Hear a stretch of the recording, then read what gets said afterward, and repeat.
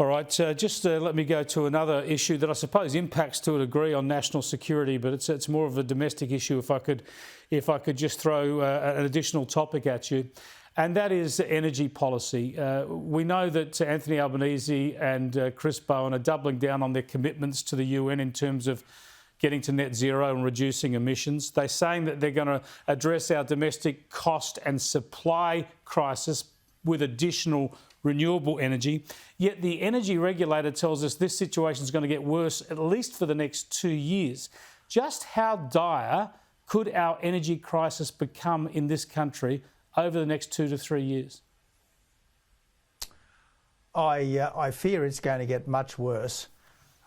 All of us want to reduce emissions as far and as fast as we can, but not if it means the lights going out, and not if it means massive job losses and the continued export of our manufacturing industries to less fastidious countries overseas, such as our great strategic rival, China.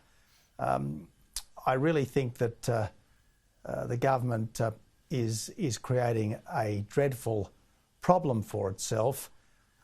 We can see in Europe before our very eyes what happens if you over-rely on unreliable, intermittent, renewable power. They're frantically trying to get more gas. They're frantically trying to reopen coal-fired power stations, and yet we're desperate to shut down the coal-fired power stations that currently give us some 60% of our power with no substitute. I cannot think of a more counterproductive policy or a greater exercise in economic self-harm. Yet Anthony Albanese today has tried to use Europe to justify what we're doing. He's saying European nations realise they're caught light on for supply and they're doing everything to boost it. But as you say, they're boosting it with coal, with gas and with nuclear expanding in the UK and in France and perhaps being extended in Germany. I mean, this country is floating on gas and we haven't been using enough of that. And do we need to go down the nuclear path as well? Well, it's truly bizarre that we are prepared to export our gas but not to use it here. We're prepared to export our coal but not to increase our use of it here.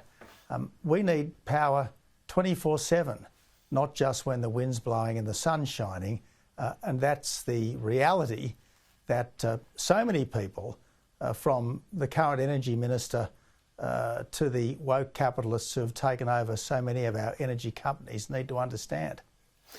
Tony Abbott, thanks so much for joining us as ever. Thanks, Chris.